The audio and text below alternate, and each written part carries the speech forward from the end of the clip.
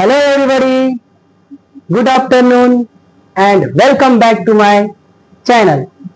Today's video are very useful for students who are learning past perfect tense and simple past tense.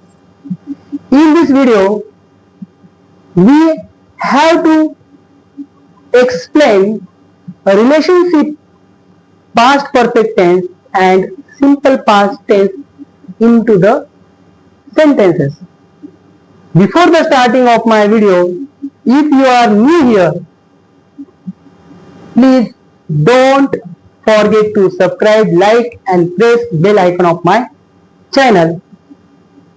तर मित्रांनो, आजच्या या आपल्या व्हिडिओमध्ये विद्यार्थ्यांना आणि आपल्या सर्वांना उपयोगी पडतील अशी वाक्य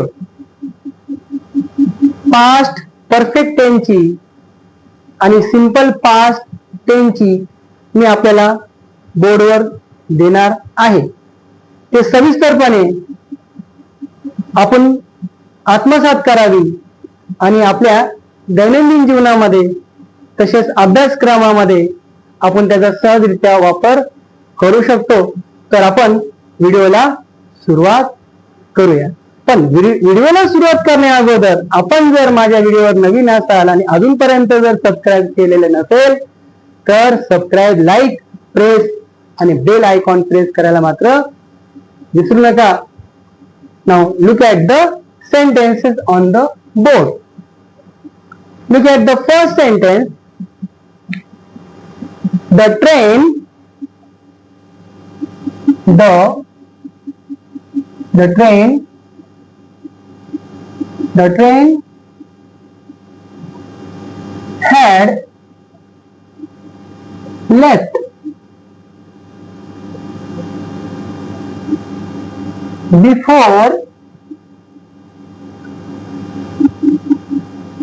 before I reached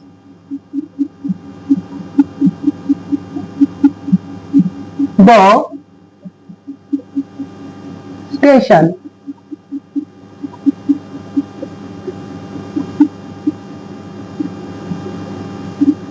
Now look at the sentence.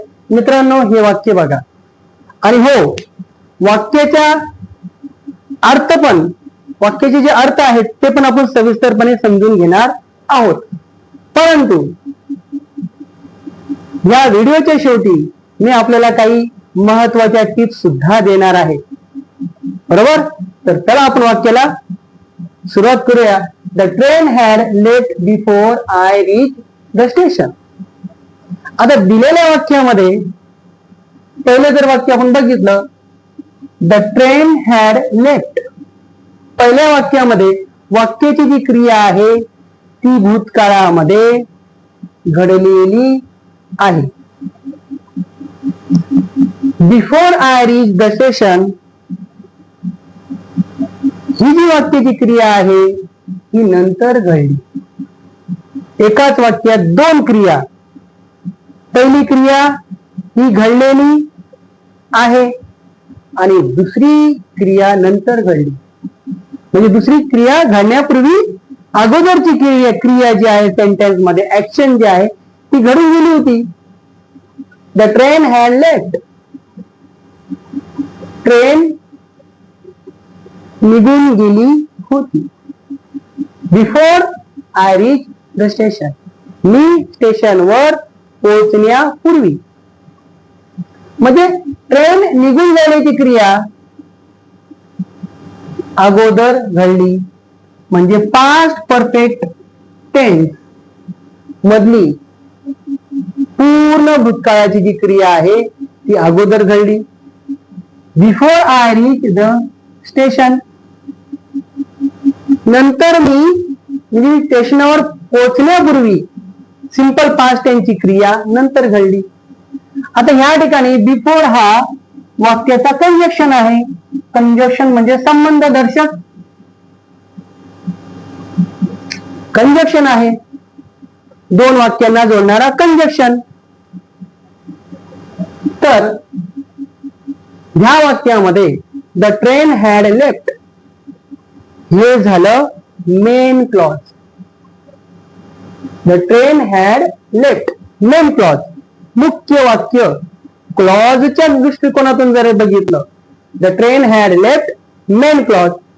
Before I reach the station, हे जे वाक्य आहे उरलेलं, before I reach the station, हे झालं सबऑर्डिनेट क्लॉज, म्हणजे उपवाक्य. बरोबर. आता त्यानंतर दुसरं वाक्य मित्रांनो आपण बघणार आहोत. दुसरं वाक्य आपण बघूया. वेन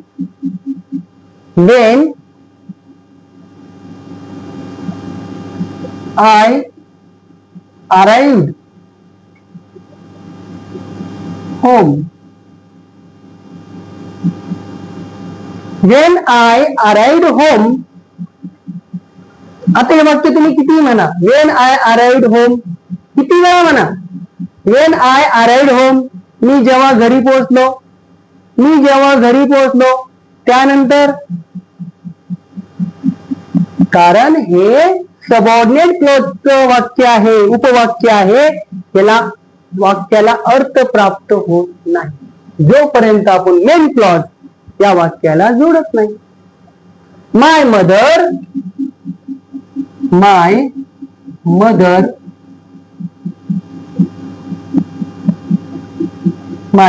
had cooked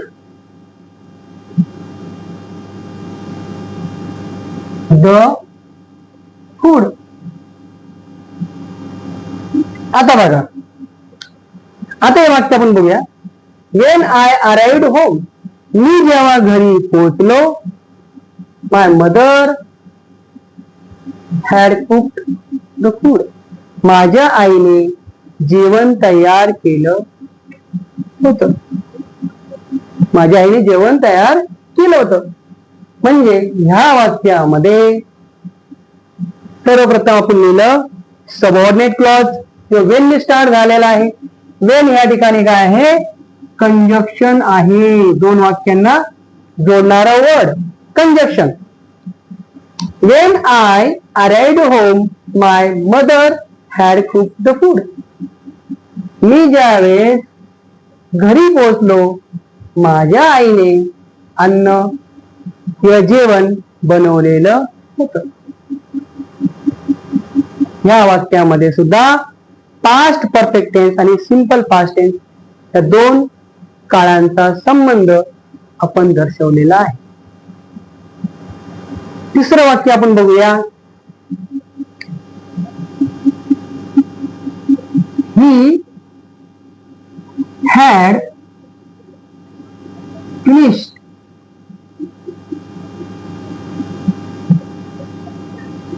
his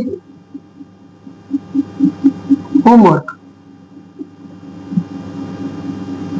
आता मित्रांनो हे जे वाक्य आहे हे आहे पास्ट परफेक्ट टेन्स वाक्य. He had finished his homework, त्याने त्याचा अभ्यास पूर्ण केला होता. या वाक्यातील क्रिया भूतकाळामध्ये घडलेली आहे. या वाक्याला पूर्ण अर्थ प्राप्त झालेला आहे. Main clause. Before his father, before his father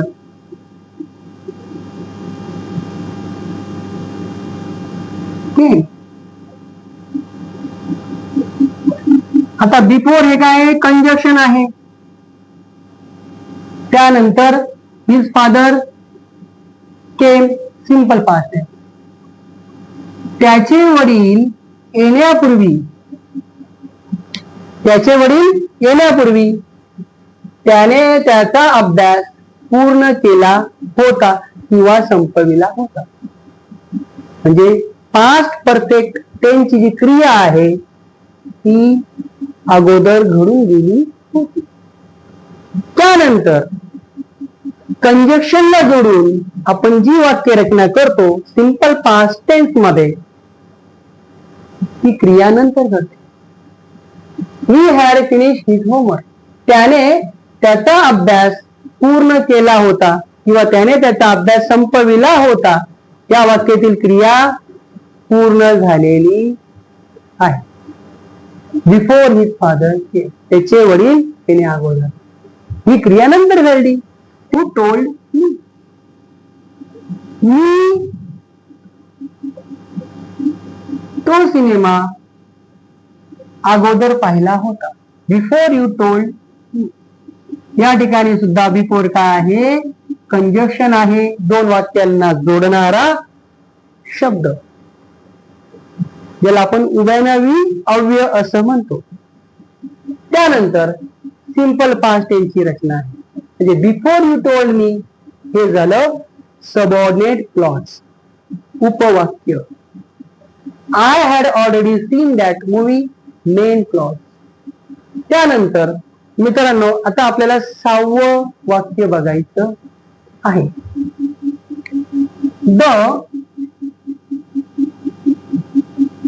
The rain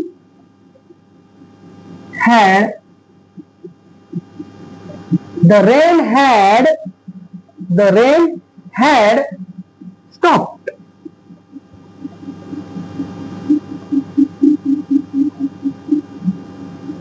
The rain had stopped. पाऊस थांबला होता. हे वाक्य झालं past perfect tense. Main clause ह्याला आपण म्हणतो मुख्य वाक्य. मुख्य वाक्यामध्ये एक मेन वर्ब असतो आणि एक सब्जेक्ट असतो. द रेन हॅड स्टॉप, पाऊस थांबला होता. Wien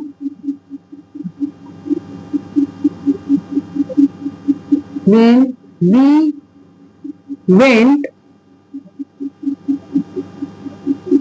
to the office.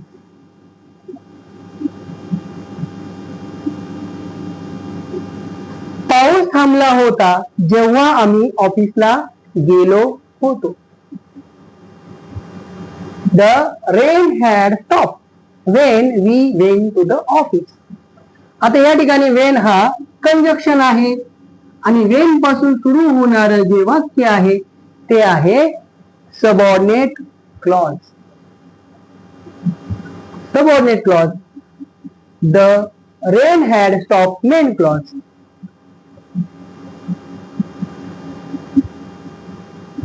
Rain had stop, पाऊस थांबला होता.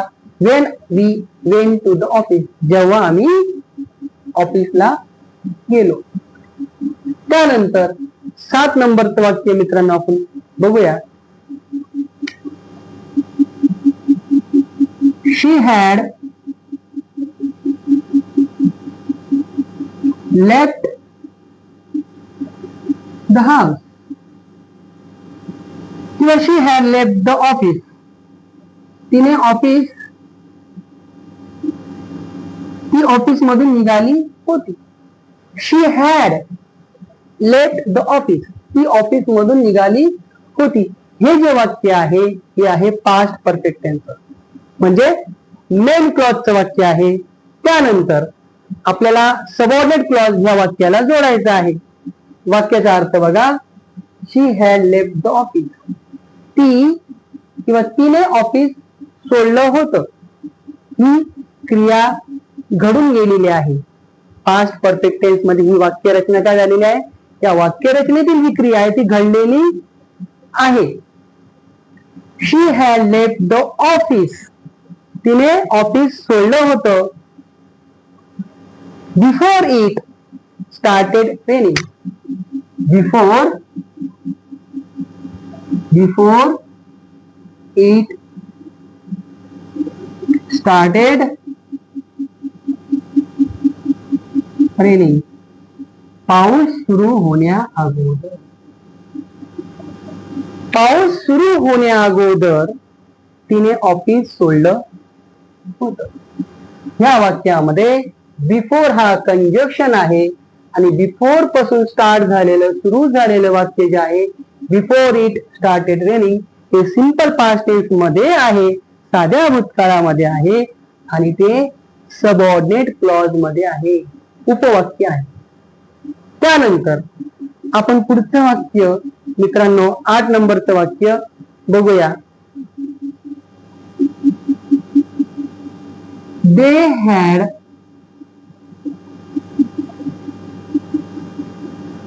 Already eaten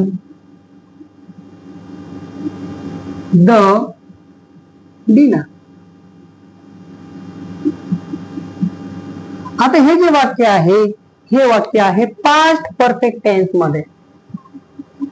they had already eaten the dinner. त्यांनी अगोदरच जेवण केलेलं होतं. They had already eaten the dinner. त्यांनी अगोदर जेवण केलं होतं. ह्या वाक्यातील क्रिया पास्ट परफेक्ट टेन्स मध्ये पूर्ण भूतकाळामध्ये घडलेली आहे.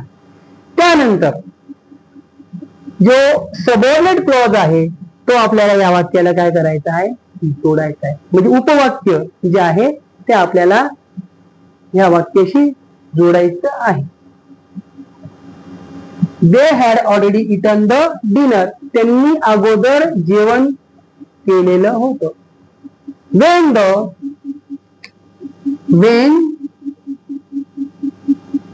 the guest arrived. आता वेन हा झाला कंजक्शन आणि वेन नंतरची जी वाक्य रचना आहे ती आहे सिंपल पास्ट टेन्स मध्ये, साध्या भूतकाळामध्ये. They had already eaten the dinner when the guest arrived. जेव्हा पाहुणे आले, ज्या वेळेस पाहुण्यांचं आगमन झालं त्या अगोदरच त्यांनी जेवण पूर्ण खाल्लेलं होतं किंवा त्यांचं जेवण अगोदरच झालेलं होतं. सांगायचं काय आहे की पहिल्या वाक्यामध्ये क्रिया ही घडून गेलेली आहे आणि दुसऱ्या वाक्यामध्ये क्रिया नंतर घडली. तर अशा पद्धतीने पास्ट परफेक्ट टेन्स आणि सिंपल पास्ट टेन्स या दोन क्रिया आपण दाखवू.